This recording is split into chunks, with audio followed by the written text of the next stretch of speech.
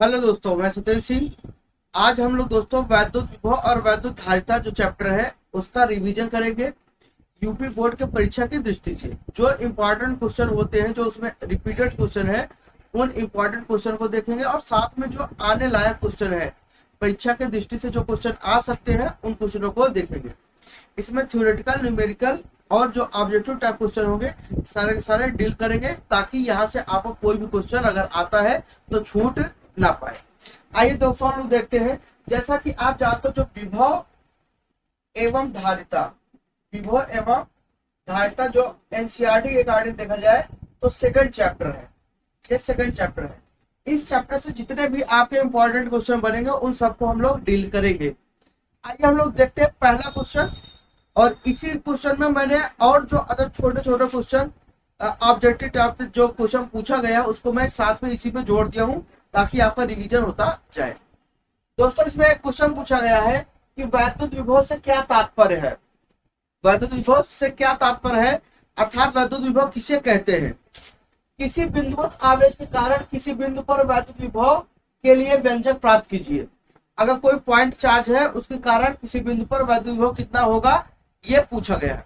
यह क्वेश्चन आपका कई बार रिपीट किया गया क्वेश्चन है, इसलिए परीक्षा की दृष्टि से अगर देखा जाए तो बहुत इंपॉर्टेंट क्वेश्चन है। जैसा कि बच्चों, मैंने क्लास में ही इस चीज को बहुत पहले ही बताया था कि ये बहुत इंपॉर्टेंट है, इसे आप तैयार रखिएगा। इसमें अगर इसकी परिभाषा देखें, वैद्युत विभव से क्या तात्पर्य है, इसका मतलब वैद्युत विभव किसे कहते हैं। विभव एकांक परीक्षण आवेश को अनंत से वैद्युत क्षेत्र में स्थित किसी बिंदु तक लाने में वैद्युत क्षेत्र के विरुद्ध किए गए कार्य को क्या कहते हैं, उस बिंदु का वैद्युत विभव कहलाता है। मान लो दोस्तों, एक ये क्या है, ये बिंदुवत आवेश है, ये क्या है, उसका वैद्युत क्षेत्र है। ये क्या है दोस्तों, वैद्युत क्षेत्र है। और इस वैद्युत क्षेत्र में ये एक आवेश, वैद्युत क्षेत्र के बाहर एक आवेश Q नॉट अनंत पर रखा गया है। अब इस आवेश को अनंत से वैद्युत क्षेत्र में स्थित किसी बिंदु तक लाने में इस वैद्युत क्षेत्र के विरुद्ध जो हमें कार्य करना पड़ेगा, उसी को हम लोग क्या कहेंगे, वैद्युत विभव कहेंगे। और जैसा कि आप जानते हो कि जो वैद्युत विभव होता है, इसका विभव को V से प्रदर्शित करते हैं, और V बराबर होता है दोस्तों W अपान क्या होता है, Q होता है। विभव बराबर क्या होता है, कार्य। इसे क्या कहेंगे दोस्तों, कार्य कहेंगे, और इसे क्या कहेंगे, आवेश कहेंगे। तो कार्य बटा क्या होता है, आवेश। तो विभव बराबर क्या होगा, कार्य बटा आवेश हो जाएगा। ठीक है। अब यही से दोस्तों एक चीज पूछा गया है अलग से सेपरेट में। ये क्या है, ये आपका लॉन्ग क्वेश्चन, लॉन्ग टाइम पे क्वेश्चन में आया है, ये कंप्लीट क्वेश्चन। लेकिन वैद्युत विभव को पूछा गया है, वैद्युत विभव किसे कहते हैं, ये कई बार पूछा गया है। वैद्युत विभव का मात्रक एवं विभव सूत्र लिखिए, ये भी पूछा गया है। ठीक है। तो कई बार आपका पूछा गया वैद्युत विभव की परिभाषा लिखिए एवं मात्रक लिखिए। तो वैद्युत विभव का अगर मात्रक देखा जाए तो देखिए दोस्तों, कार्य का जो मात्रक होता है वो क्या होता है, जूल होता है। आवेश का मात्रक क्या होता है, कूलाम होता है। और जूल प्रति कूलाम ही दोस्तों क्या होता है, वोल्ट होता है। तो वैद्युत विभव का जो मात्रक होता है, एसआई या एमटीएस मात्रक, वो क्या होगा, वोल्ट होगा। अच्छा, ये कैसी राशि होती है दोस्तों, अदिश राशि होती है। और अदिश राशि जानते हो, जिसमें परिमाण होता है, दिशा नहीं होती है। ठीक है, इतनी बात। अब यहां से एक बात पूछता है कि इसका विभव सूत्र क्या होगा। वैद्युत विभव का विभव सूत्र क्या होगा दोस्तों। वैद्युत विभव का जो विभव सूत्र होगा वो M L पे 2 T पे -3 A पे -1। ये वैद्युत विभव का क्या होता है, विभव सूत्र। ठीक है ना। तो आप इसे अच्छे से तैयार कर लेंगे। ठीक है। मैं केवल वही क्वेश्चन केवल यहाँ पे आपको करा रहा हूं जो आपके परीक्षा में रिपीट किया गया है, बोर्ड परीक्षा में। अच्छा, 2013 में दोस्तों एक क्वेश्चन किया गया, कौन सा विभव का मात्रक नहीं है, कौन सा विभव का मात्रक नहीं है, विभव का मात्रक नहीं है, नहीं है। ये 2013 में क्वेश्चन किया गया और ये बहुविकल्पी में आया था। तो इसमें ऑप्शन था वोल्ट। वोल्ट विभव का मात्रक होता है। दूसरा ऑप्शन था जूल प्रति कूलाम, जूल प्रति कूलाम ये भी होता है। क्यों, क्योंकि जूल प्रति कूलाम को हम लोग क्या कहते हैं, वोल्ट। और तीसरा जो मात्रक था वो था न्यूटन प्रति कूलाम। ये तीसरा ऑप्शन था, न्यूटन प्रति कूलाम। और चौथे में दोस्तों दिया गया था newton into metre, newton into metre बटे कूलाम, न्यूटन इंटू मीटर बटे कूलाम। ये आपका चौथा ऑप्शन था। अब दोस्तों आप ही बताओ इसमें से कौन सा सही है। तो इसमें से पूछा कि कौन सा विभव का मात्रक नहीं है, ये विभव का मात्रक है, ये भी विभव का मात्रक है, क्योंकि जूल प्रति कूलम्ब को हम लोग क्या कहते हैं, विभव वोल्ट कहते हैं। और साथ में ये न्यूटन प्रति कूलम्ब ये नहीं है, ये ऑप्शन नहीं है। इसका मतलब कि मात्रक में तो यही वाला ऑप्शन दोस्तों क्या रहेगा, सही रहेगा। और न्यूटन इंटू मीटर को लोग क्या कहते हैं, जूल कहते हैं। तो चाहे जूल कहो चाहे आप चाहे न्यूटन इंटू मीटर कहो, न्यूटन इंटू मीटर पर कूलम्ब क्या होगा आपका, जूल होगा। ठीक है दोस्तों, तो ये आपका क्लियर हो गया होगा। आइए हम लोग इसके आगे देखते हैं, इसका जो अगला पार्ट है, किसी बिंदु आवेश के कारण किसी बिंदु पर वैद्युत विभव के लिए व्यंजक प्राप्त कीजिए। दोस्तों इसको अगर आप नोट्स अगर आप खोलोगे तो वहां पे मैंने इस डेरिवेशन को आपको कराया है कि एकल बिंदु आवेश के कारण किसी बिंदु पर वैद्युत विभव, तो ये आपका Q बराबर, मैं Q एक बिंदुवत आवेश है, यहाँ से r दूरी पर वैद्युत विभव का जो सूत्र होता है V बराबर 1/4πε0 Q बाई कितना r। ये जो आपको कहते हैं डेरिवेशन है, ये मैंने आपको परीक्षा नोट्स बुक में कराया है, क्लासरूम में मैंने कराया है। आप इसे खूब अच्छे से आप तैयार कर लीजिएगा। ठीक है, तो आधे का इसका चार्ज है। ये आपको पूछा गया है, एकल बिंदु आवेश के कारण किसी बिंदु पर वैद्युत विभव। ठीक है दोस्तों, तो ये आप तैयार कर लीजिएगा। अगर मैं इसका डेरिवेशन अगर मैं यहाँ पे कराऊं, शॉर्ट में मैं यहाँ पे कर देता हूँ दोस्तों, आप पूरा प्रोसेस से कर लेना, थोड़ा आपका रिवीजन भी हो जाएगा। मान लो एक ये आपका बिंदुवत आवेश है और ये यहाँ से r दूरी पर वैद्युत विभव निकालना है। इसे हम क्या मान लेते हैं, P मान लेते हैं, और ये बिंदु O पर रखा गया है। और यहाँ से ये वैद्युत क्षेत्र है, ये A और ये B, और ये क्या है, अनंत। अनंत पर एक बिंदुवत आवेश Q नॉट है। अब इस आवेश को, और ये यहाँ से कितनी दूरी पर है, अगर ये यहाँ आता है तो ये Q नॉट, इसको हम लाते हैं वैद्युत क्षेत्र में, तो यहाँ से ये दूरी कितनी दूरी पर है, x दूरी पर। ये कितनी दूरी पर है दोस्तों, x दूरी पर।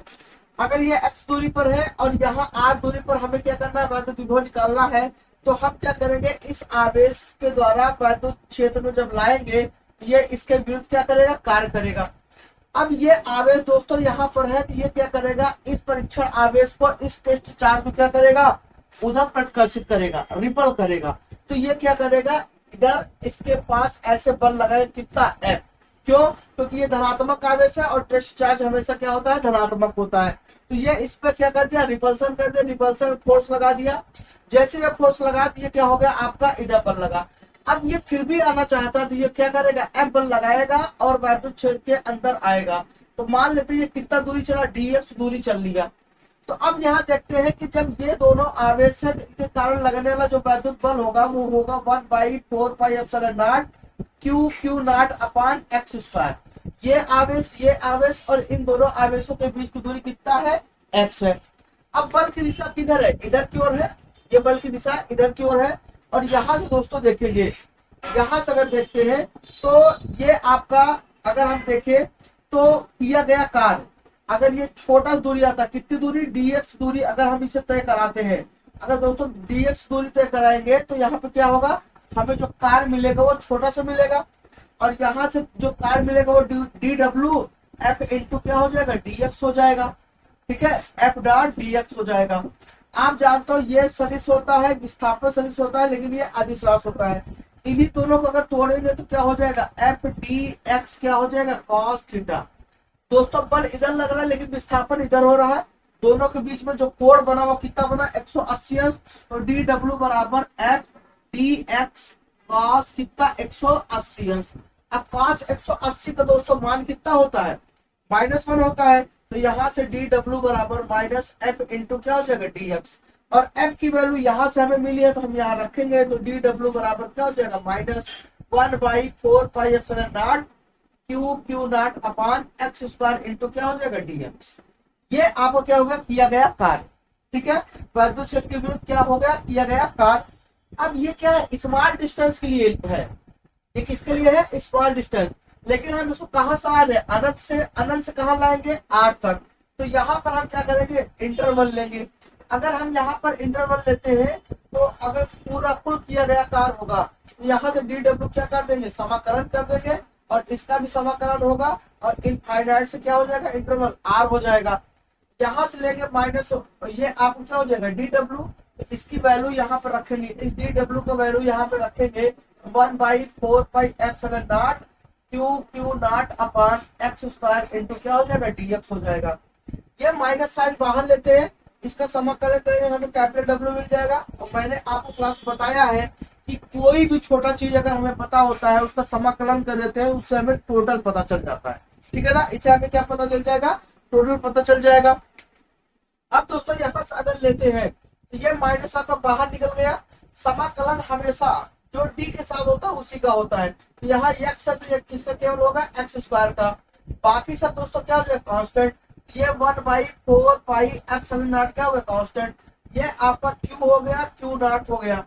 यहाँ समाकलन इनफाइनाइट टू क्या हो जाएगा आर, और यहाँ से क्या हो जाएगा 1/x स्क्वायर इंटू क्या हो जाएगा dx। और दोस्तों मैंने इसका समाकलन आपको बताया है, और इसका जो समाकलन होगा वो आपको हो जाएगा minus Q q naught upon 4 pi epsilon not. और इसका जो समाकलन हो जाएगा अगर देखा जाए तो देखिए यहाँ पे अगर इसका समाकलन करेंगे तो ये इनफाइनाइट टू आर, ये ऊपर जाएगा, ये घात कितना -2 dx। यहाँ मैं समाकलन बता रहा हूँ -2 + 1, और यहाँ पे क्या हो जाएगा -2 + 1। यही समाकलन करने का तरीका है। तो x घात कितना -1 बटे -1, ठीक है। और इसी में लिखोगे -1 बटा क्या हो जाएगा x हो जाएगा। ये क्या हो जाएगा इसका समाकलन।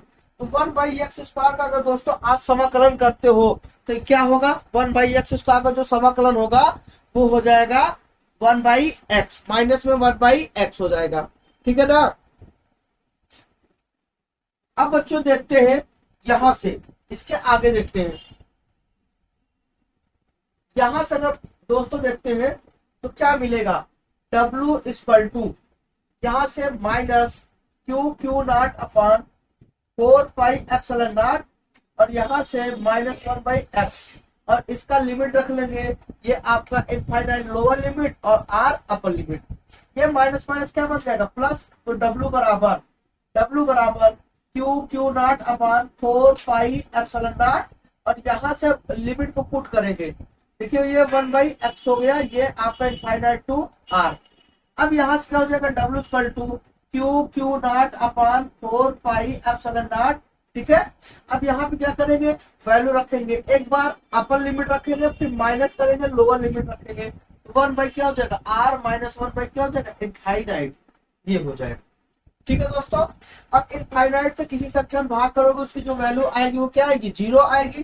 तो यहाँ से क्या हो जाएगा आपका W = Q q naught upon 4 pi epsilon not, 1/, क्या बचेगा r, क्योंकि इसकी वैल्यू क्या हो जाएगी 0 हो जाएगी, 1/r आ गया।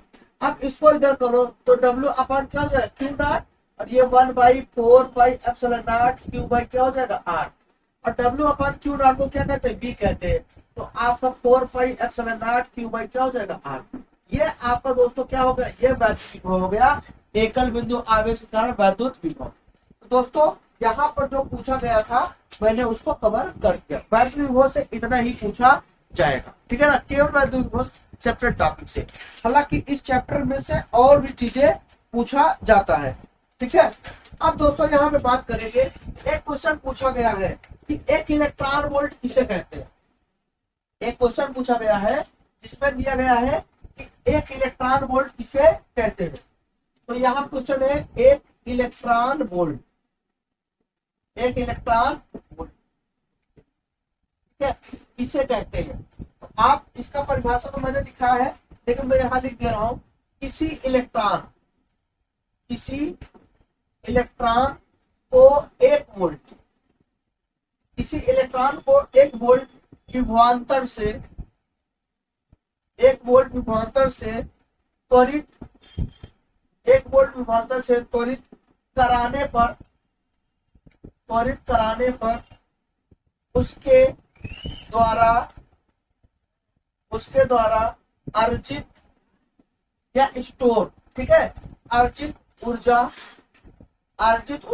1 वोल्ट, अर्जित ऊर्जा 1 इलेक्ट्रॉन वोल्ट कहलाती है।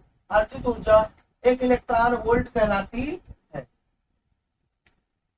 1 इलेक्ट्रॉन वोल्ट कहलाती है। तो कोई भी इलेक्ट्रॉन है अगर हम उसको 1 वोल्ट विभव देंगे, आप जानते हो विभव क्या है, एक प्रकार की ऊर्जा है। अगर हम उसे 1 वोल्ट एनर्जी देते हैं और उससे वो क्या होता है, एक्सेलरेट होता है, वो त्वरित होता है। तो वो त्वरित कराने के लिए उसे जितना त्वरित कराने पर एक वोल्ट वो विभवांतर देने से उसे त्वरित कराने पर जितना वो एनर्जी क्या करेगा, स्टोर करेगा, वही एनर्जी क्या कहलाएगी, एक इलेक्ट्रॉन वोल्ट। अब पूछा गया है, बहुविकल्पी में पूछा गया है कि एक इलेक्ट्रॉन वोल्ट की वैल्यू कितनी होती है। तो आपको मैंने बताया 1.6 × 10⁻19 क्या होती है, जूल होती है। ये एक इलेक्ट्रॉन वोल्ट क्या होती है, वैल्यू होती है दोस्तों। एक इलेक्ट्रॉन वोल्ट की जो वैल्यू होती है वो कितना होता है आपका 1.6 × 10⁻19 जूल होता है। क्लियर हो, कोई दिक्कत नहीं ना। आइए आप आगे देखते हैं।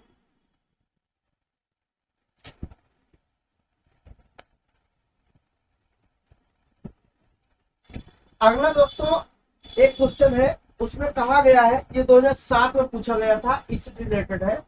यहाँ बता दे रहे हैं ये 2007 में आया था। जैसा कि दोस्तों आपने देखा कि एक इलेक्ट्रॉन वोल्ट बराबर 1.6 × 10⁻19 जूल, ये आपका परिभाषा के तौर पर पूछा गया है और ये आपका बहुविकल्पी में भी, इसलिए क्या है ये इंपॉर्टेंट, ठीक है ना। अब 2007 में इससे मिलता जुलता एक क्वेश्चन पूछा गया है, एक मेगा इलेक्ट्रॉन वोल्ट बराबर कितना होता है। एक मेगा इलेक्ट्रॉन वोल्ट, एक मेगा इलेक्ट्रॉन वोल्ट, हमने आपको दोस्तों बताया कि एक मेगा में 10 घात कितना होता है, 6 होता है। अगर इसी को हम करें तो 1 × 10⁶, ठीक है। या हम लिख सकते हैं एक मेगा इलेक्ट्रॉन वोल्ट। तो जरा ध्यान दीजिएगा, मेगा इलेक्ट्रॉन वोल्ट को हम ऐसे लिखेंगे, मेगा इलेक्ट्रॉन वोल्ट, मेगा का मतलब 10⁶ और इलेक्ट्रॉन वोल्ट का मतलब 1.6 × 10 कितना -19 आपको क्या हो जाएगा, जूल। अब यहाँ से 19 में से अगर 6 घटाओगे तो आप 1.6 × 10 कितना हो जाएगा, -13 आपको क्या हो जाएगा, जूल हो जाएगा। ये दोस्तों क्या हो गया, एक मेगा इलेक्ट्रॉन वोल्ट की क्या हो गई, वैल्यू हो गई। यह 2007 में भी आपका पूछा गया था। इसी से एक चीज और पूछा गया है कि बहुविकल्पी में एक इलेक्ट्रॉन वोल्ट, बहुविकल्पी में एक पूछा गया है इलेक्ट्रॉन वोल्ट किसका मात्रक होता है, निम्न में से किस राशि का मात्रक होता है, किस राशि का मात्रक होता है। इलेक्ट्रॉन वोल्ट किस राशि का मात्रक है, किस राशि का मात्रक है। अब दोस्तों अगर पूछा गया है कि ये किस राशि का मात्रक है, कौन सी भौतिक राशि है जिसका मात्रक क्या है, इलेक्ट्रॉन वोल्ट, दोस्तों हम क्या कह सकते हैं, ये ऊर्जा का मात्रक है, इसका एनर्जी का। और मैंने आपको बताया है दोस्तों कि एनर्जी का जो छोटा मात्रक होता है, सबसे छोटा मात्रक वो क्या होता है, इलेक्ट्रॉन वोल्ट होता है। तो जो एक इलेक्ट्रॉन वोल्ट है या इलेक्ट्रॉन वोल्ट है वो किसका मात्रक है, ऊर्जा का मात्रक है, ध्यान रखिएगा, ठीक है ना। अब यहीं पर एक क्वेश्चन और बनाया गया है, ये 2006 में भी पूछा गया है और 2007 में भी। इसमें कहा है कि क्या कहते हैं, ध्यान दीजिएगा, इसमें कहा है कि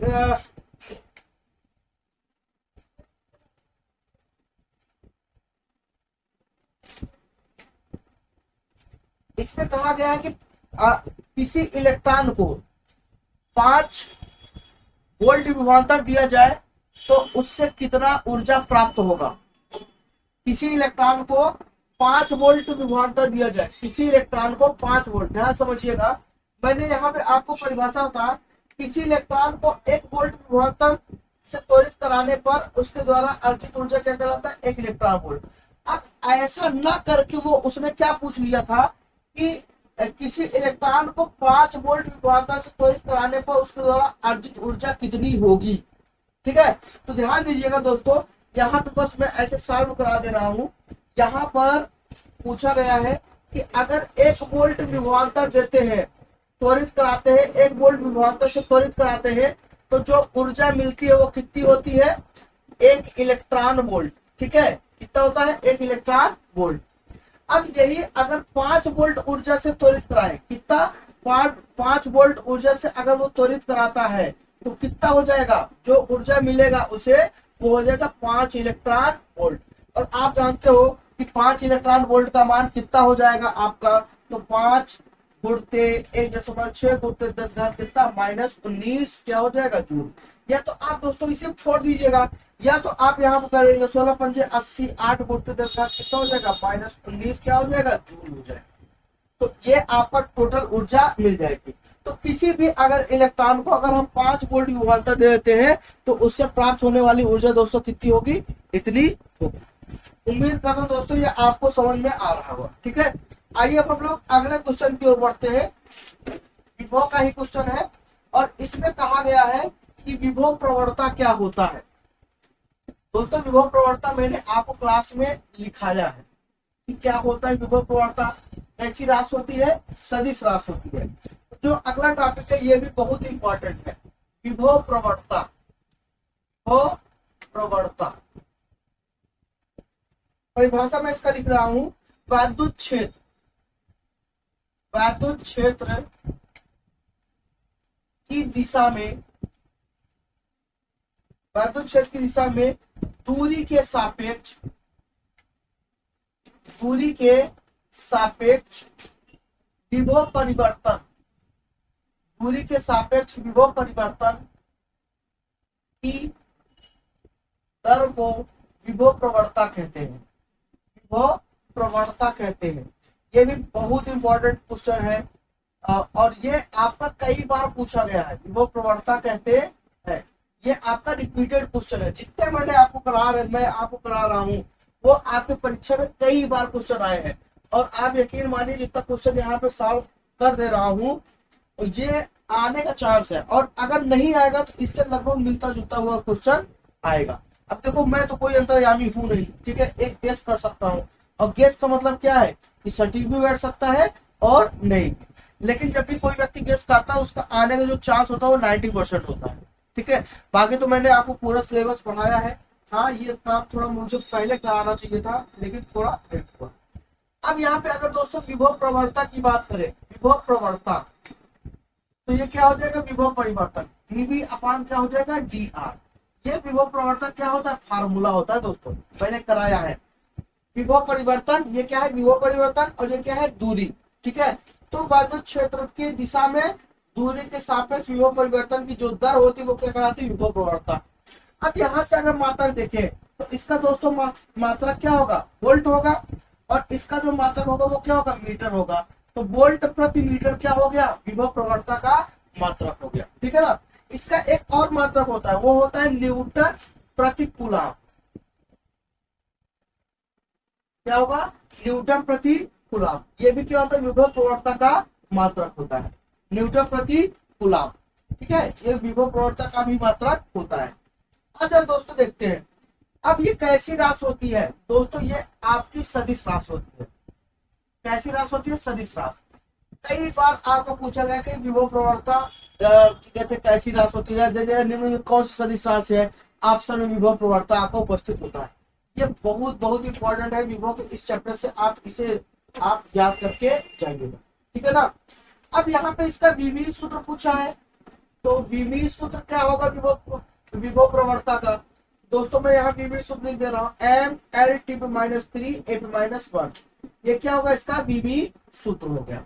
तो ये दोस्तों विभव प्रवणता क्या होगा, विमीय सूत्र। एक यहीं पे और क्वेश्चन पूछा गया है, विभव प्रवणता तथा वैद्युत क्षेत्र की तीव्रता के बीच संबंध लिखिए। विभव प्रवणता तथा वैद्युत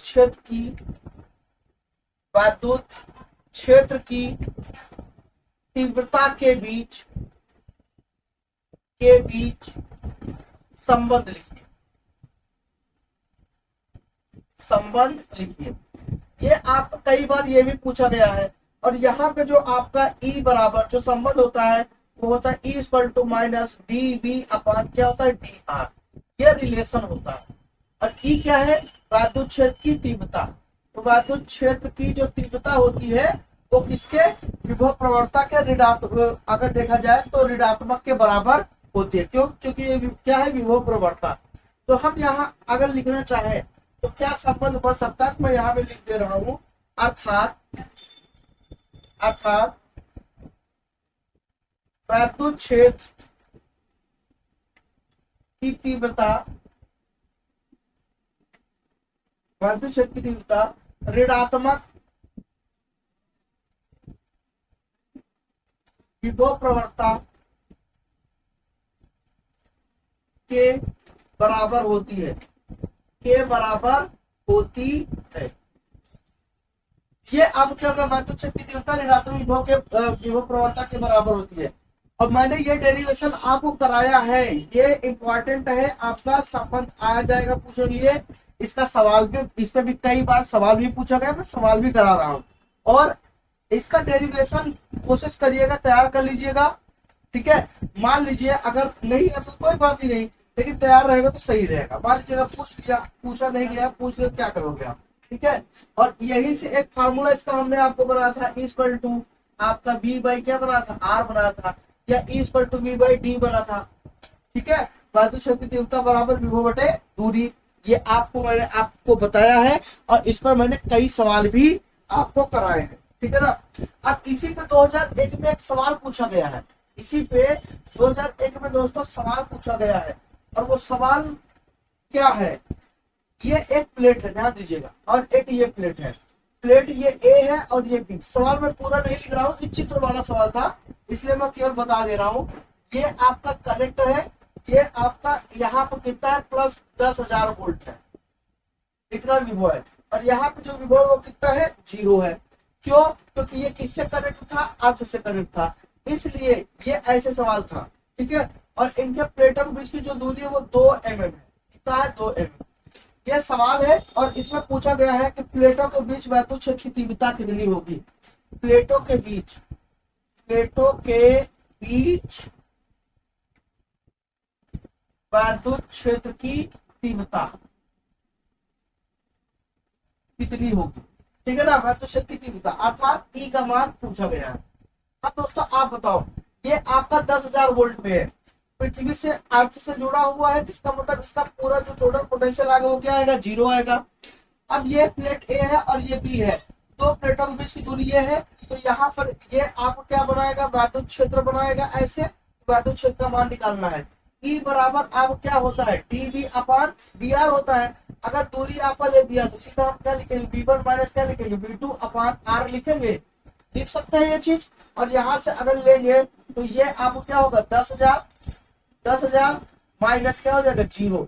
और इनके बीच की दूरी कितना है, 2 मिलीमीटर, तो 2 लिखेंगे और उसको मीटर में चेंज करेंगे, 10⁻³ क्या हो जाएगा, मीटर हो जाएगा, ठीक है। अब यहाँ से क्या लेंगे, अगर हम देखें तो E इक्वल टू ये 10 है तो घटाओगे 10,000 हो जाएगा, बोलिए। और ये क्या हो जाएगा, 2 गुणित 10 कितना हो जाएगा, -3। अब देखो 1 2 3 4, ठीक है, ये कितना 10 घात कितना हो जाएगा, ये आपका 4 हो जाएगा। अब 3 ऊपर अगर जाएगा तो क्या हो जाएगा, प्लस की माइनस, यहाँ से आपको क्या हो जाएगा, प्लस हो जाएगा।